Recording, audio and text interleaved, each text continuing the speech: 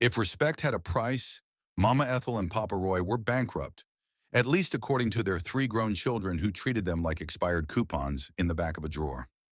After Roy's retirement check stopped coming, thanks to a pension scandal and some bad advice from a man named Crypto Craig, and Ethel's knees started popping like bubble wrap, they had no choice but to depend on the same kids they once fed, clothed, and yelled into greatness. Or so they thought. House 1 belongs to Deshaun, the financial guru in the Bronx. Deshaun had a condo he couldn't afford and a podcast called Grind Till You Glow, despite having a credit score lower than a subway footlong. Just don't touch the thermostat, he said as he let them in. Gas ain't free, and this ain't 1994. Ethel and Roy stayed in a room that doubled as a laundry space in a cat's private kingdom. They ate leftover Thai food and were told they were too loud every time they laughed. Y'all gotta learn to whisper, Deshaun's girlfriend said, eyes glued to Real Housewives of Atlanta reruns. They left after Ethel tripped over a yoga ball and Roy caught a cold because Deshaun believed in natural heating, which meant cold as a DMV line in January. House 2 belongs to Malika. The bougie naturalista in Queens, Malika ran a vegan hair salon called Locked and Lavish. She lived in a Pinterest-perfect townhouse with marble countertops and no seasoning in sight.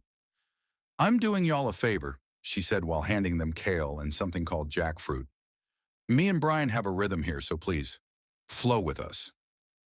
Brian was a life coach who charged $200 per hour to tell people to drink water and release their trauma. Ethel missed real food.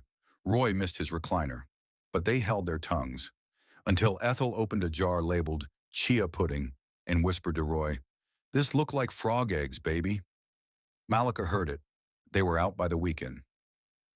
House number 3, Jerome, the I'm still figuring things out. Son in Harlem, Jerome was the youngest, the artist, the sensitive soul who wore socks with holes and had 5 kids, 2 baby mamas, and 1 very loud apartment. But there was a light in that house, a quiet one. Her name was Amaya, 15, introverted, and always reading a book or scribbling ideas in a journal. She saw her grandparents clearly, not as burdens, but as survivors. One night, as Ethel massaged her swollen feet and Roy tried to fix a broken remote with duct tape, Amaya looked up from her notebook. "Y'all ever thought of selling your food?" Ethel blinked. "To who, baby?" "The world," Amaya said. "Everyone's out here pretending they can cook, but y'all really can." Roy chuckled. "We old, baby. Ain't nobody buying from 2 seniors with bunions and arthritis." Amaya shrugged. "They'll buy soul. You got that." The hustle begins with Amaya's help. They borrowed $600 from an old church friend and got to work.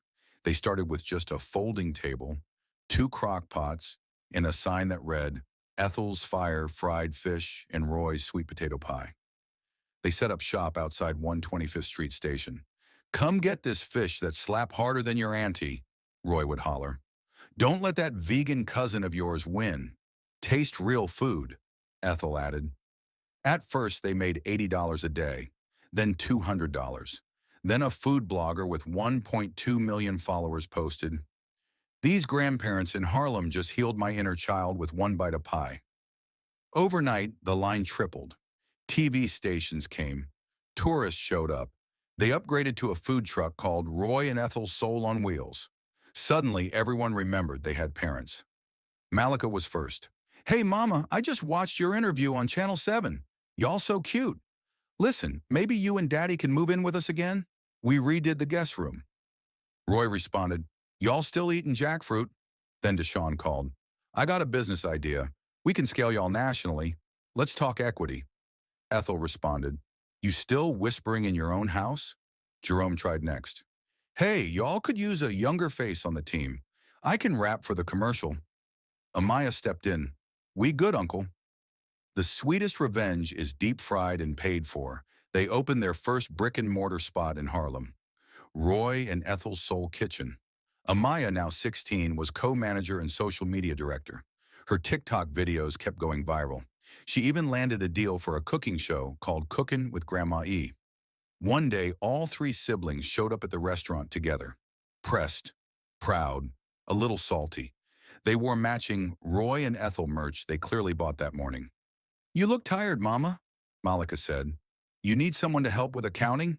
Deshaun offered. We family, Jerome said. Blood is blood. Roy sipped his lemonade. Y'all sure ain't taste like family when we needed a place to sleep. Ethel smiled. The only one who saw us was our Amaya. Moral of the story, sometimes it's not who raised you, but who see you.